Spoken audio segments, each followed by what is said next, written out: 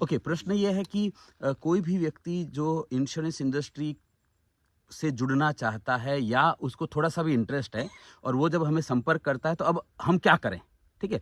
हम lead generation की बात नहीं कर रहे हैं, लीड ऑलरेडी आ गई हमारे पास, ठीक है? 3 अलग-अलग पॉइंट होते हैं जिसके बारे में मैं चाहता हूँ कि आप समझिए अच्छी तरह से। पहला तो वो व्यक्ति आप सिंपल सा सोचेंगे तो उसके साथ क्या-क्या होने वाला है? हाँ।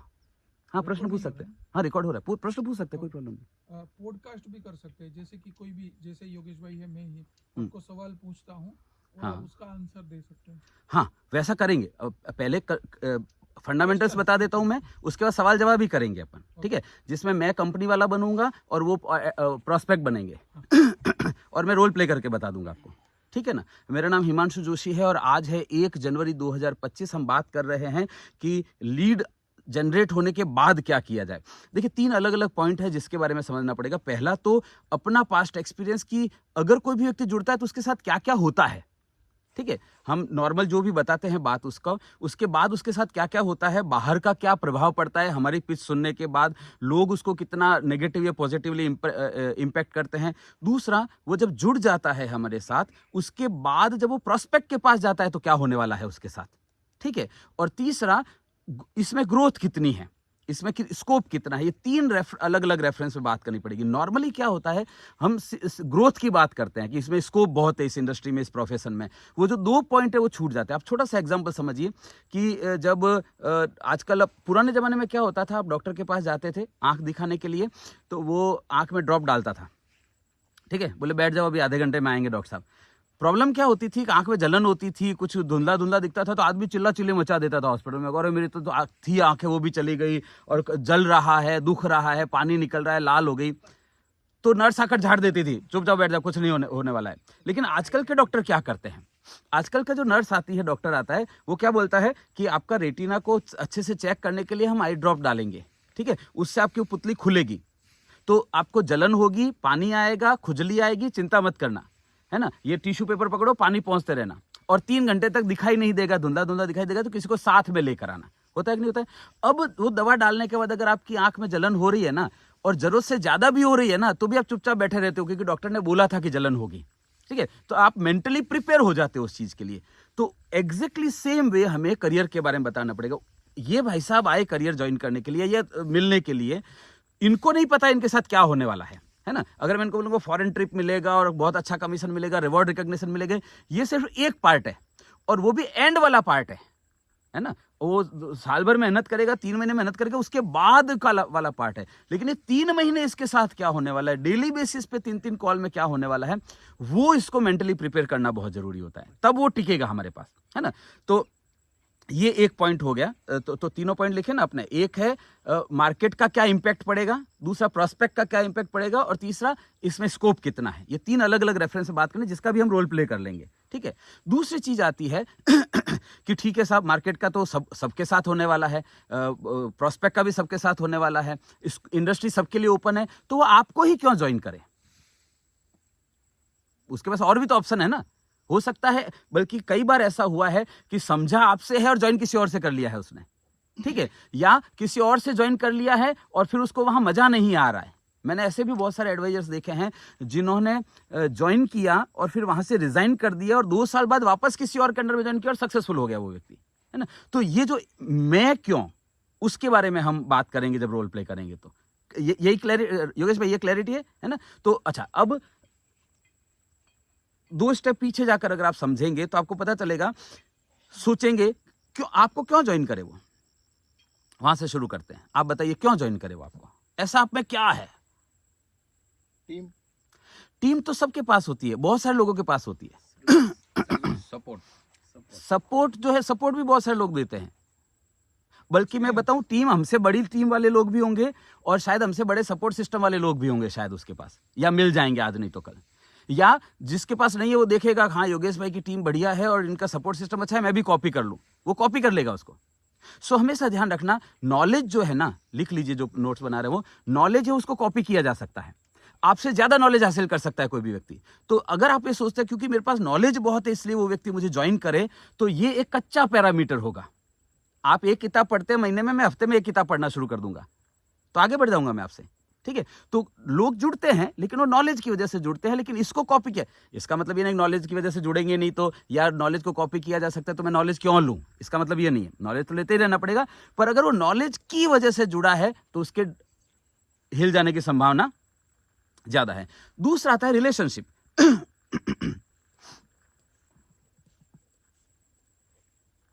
ठीक है, तो रिलेशनशिप है, मेरा योगेश भाई के साथ बहुत बढ़िया रिलेशन है, या बिल्ड हो गया, मैं जुड़ गया उनके साथ, लेकिन हो सकता है आगे आने वाले समय में हमारे रिलेशन में कुछ गैप आ जाए।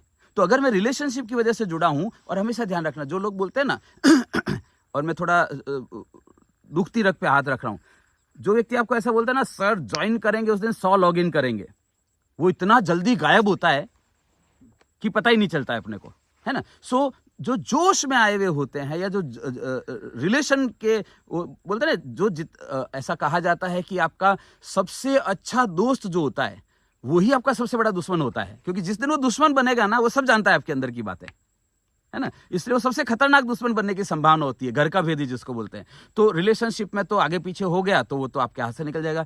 तो वास्तव में आपके पास देने के लिए क्या होना चाहिए, और वो होना चाहिए ग्रोथ एटीट्यूड। Growth attitude. तो मैं क्या, नाम क्या है?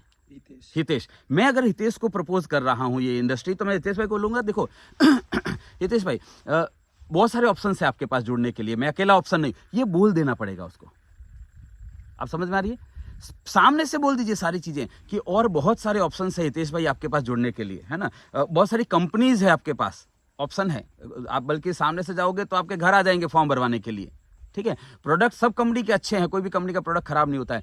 तो आपको ये कैसे डिसीजन लेना होता है कि किसके साथ जुड़ें, ये उसके दिमाग में डालना है अपने को, है ना, जिसको मैं कहता हूं सोचना सिखाना है।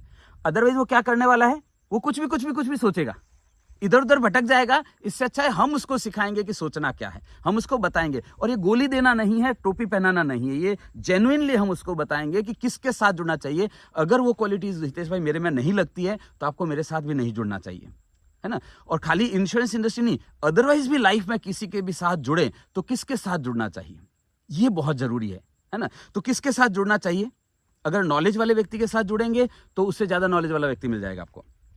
अगर सिस्टम प्रोसेसेस वाले व्यक्ति तो उससे ज़्यादा अच्छा सिस्टम प्रोसेसेस कहीं और मिल सकता है आपको। अगर आप रिलेशनशिप की वजह से जुड़ेंगे तो अगर ये, इसीलिए कहते हैं ना कि रिलेशन में बिजनेस नहीं करना चाहिए, याद आ रहा है कि रिलेशन में पैसे का लेन देन भी नहीं करना चाहिए, क्योंकि अगर 50,000 ले लिया रिलेशन में, फिर ये उस रिलेशन के खत्म होने का कारण बन सकता है ये 50,000 रुपया, है ना। तो और इधर हम कह रहे हैं रिलेशन की वजह से जुड़ना है, और इधर हम देख रहे हैं कि पास्ट एक्सपीरियंस ऐसा है कि रिलेशन की वजह से नहीं।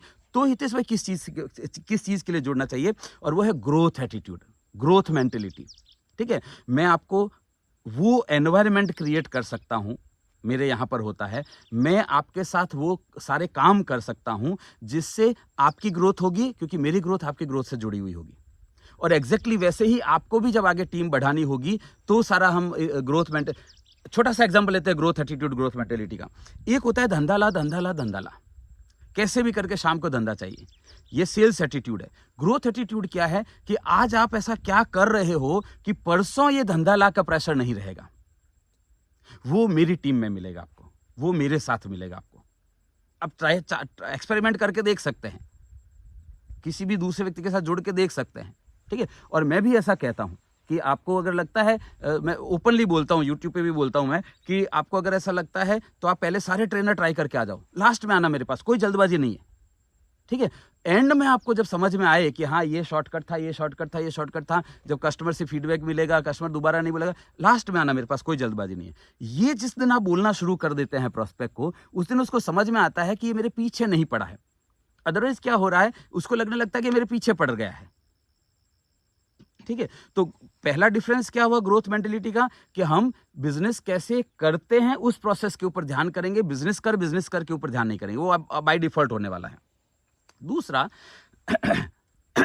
आपने सुना होगा ऐसा बहुत सारी जगहों पर कि शादी हो गई आपकी, कार चलाते हैं, है ना, कभी वाइफ बाजू में बैठी है, क्या करती है वाइफ बाजू में बैठे बैठे,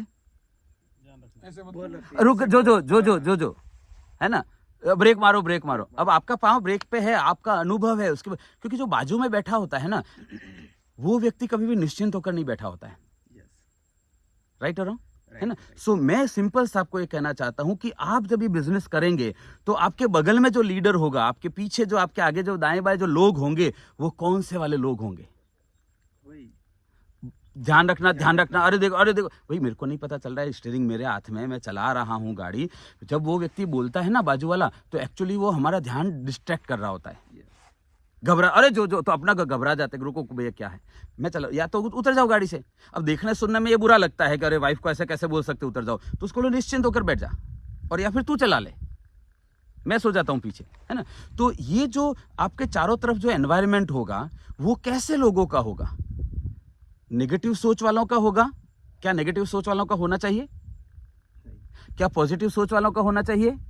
नो। ये डिफरेंस है। प्रैक्टिकल। मेरी टीम से जुड़ेंगे हितेश भाई, तो आपको ये डिफरेंस समझ में आएगा, ये डिफरेंस मिलेगा आपको। न नेगेटिव एटीट्यूड वाले लोगों के साथ रहना है, न पॉजिटिव एटीट्यूड वाले लोगों के साथ रहना है, आपको राइट एटीट्यूड वाले लोगों के साथ रहना है। और इन तीनों में अंतर होता है।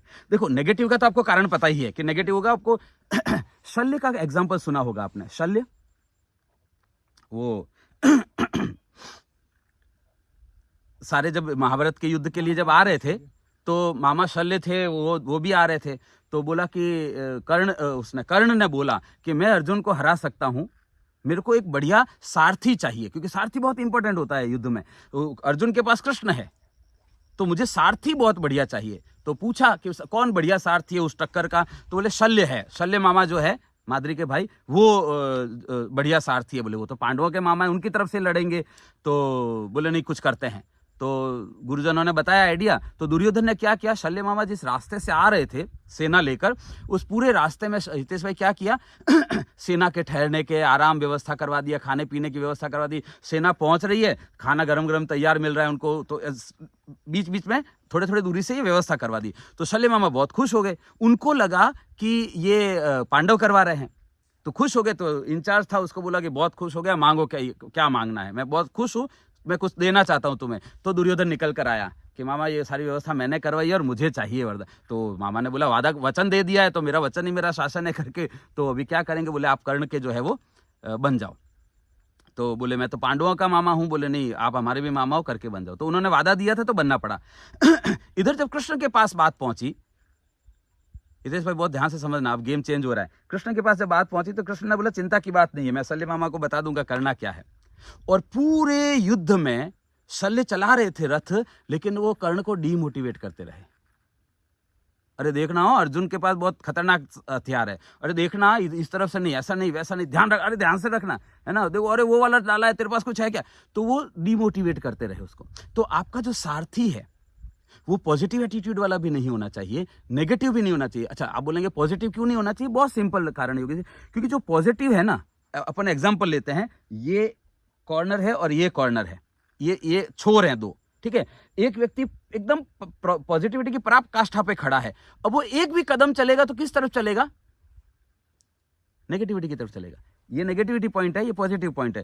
थोड़ा सा भी मूवमेंट होगा ना, तो टुवर्ड्स नेगेटिविटी होगा। इसीलिए आपने गौर किया होगा, जो मैंने शुरुआत में बताया, कि जो बहुत जोश में आता है ना, कि 0 डे पे MDRT होगा, वो गायब हो जाता है ना। मैं लॉग इन करूंगा, 1 करोड़ रुपए पहले दिन पे, वो गायब हो जाता है। क्योंकि जो व्यक्ति जितना ज्यादा जोश में होता है ना, इसका मतलब उस व्यक्ति की क्वालिटी क्या है? एक्सट्रीम पे रहने की क्वालिटी है। जो पॉजिटिव रहेगा तो एकदम एक्सट्रीम रहेगा, जिस दिन वो नेगेटिव होगा ना, तो वो पूरा मोहल्ला छोड़ के जाएगा आपके यहाँ से।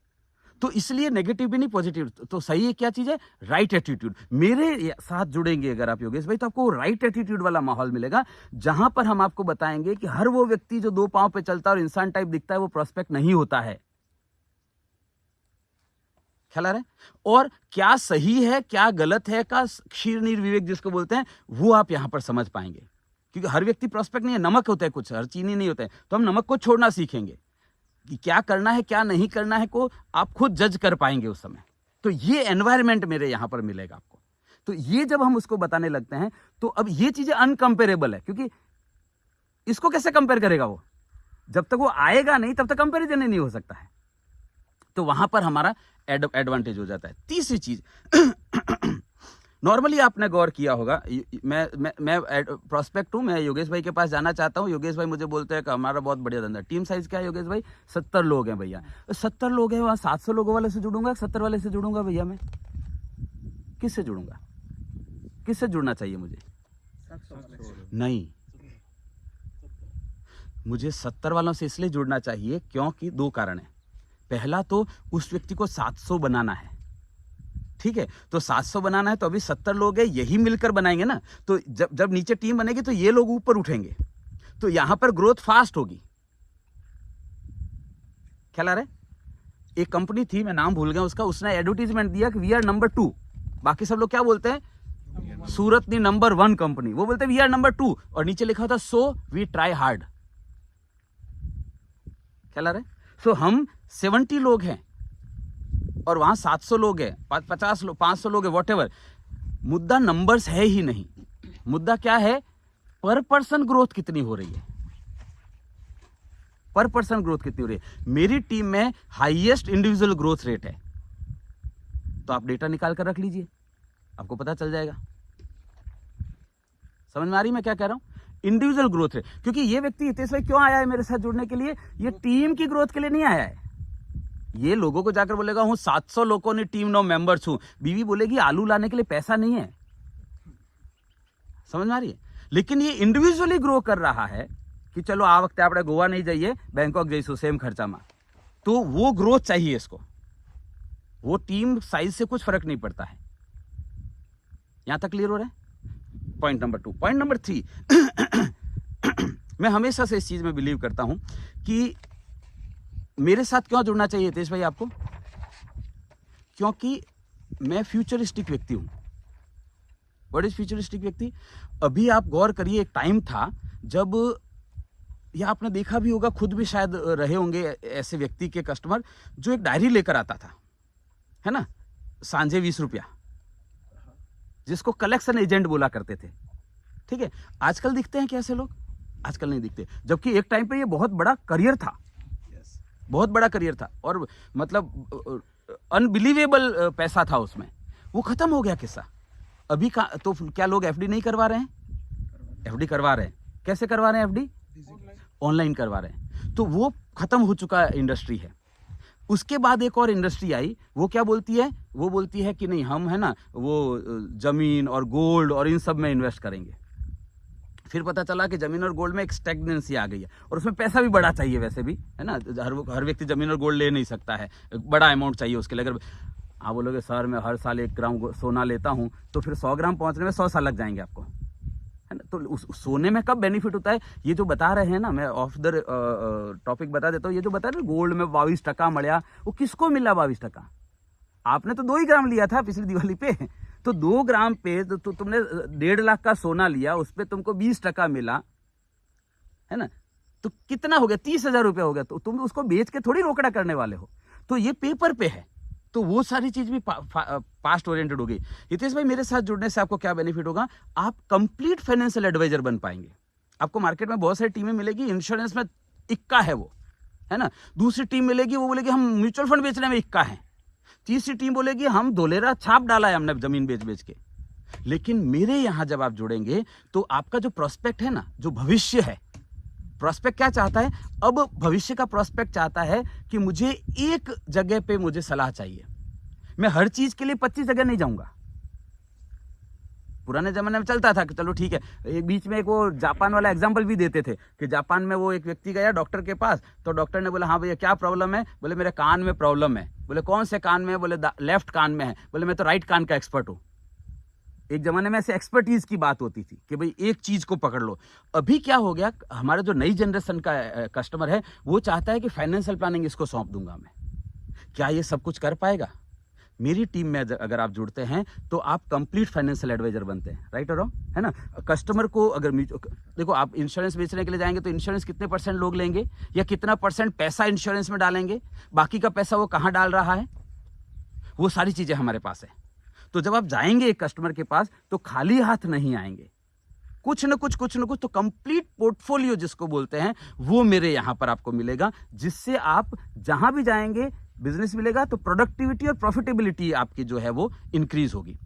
अभी क्या हो रहा है, योगेश भाई जा रहे हैं और इन्होंने अपनी कार में पेट्रोल डलाया, आज पूरे दिन में इन्होंने 500 रुपए का पेट्रोल खर्च कर दिया और लेकर के आए एक जगह से एक पॉलिसी। इसकी जगह अब ये 5 मीटिंग की लेकिन एक पॉलिसी लेकर आए, इसकी जगह ये वही 500 रुपए का पेट्रोल है, 5 जगह पर गए, कहीं पे म्यूचुअल फंड का इन्वेस्टमेंट चालू करवाया, कहीं पे गोल्ड ETF चालू करवाया, कहीं पे इंश्योरेंस चालू करवाया, तो अभी प्रोडक्टिविटी सेम 500 रुपए पेट्रोल सेम डे में इनकी प्रोडक्टिविटी बढ़ गई, खर्चा सेम है, इसलिए प्रॉफिटेबिलिटी भी बढ़ गई। ये चीज में आपको ऐसे हितेश भाई सैकड़ों लोग मिल जाएंगे, नहीं मिलेंगे, मैं मिलवा सकता हूं आपको, जो बहुत बड़ा बिजनेस करते हैं लेकिन प्रॉफिट नहीं है उनकी, वो अमीर नहीं दिखेंगे आपको।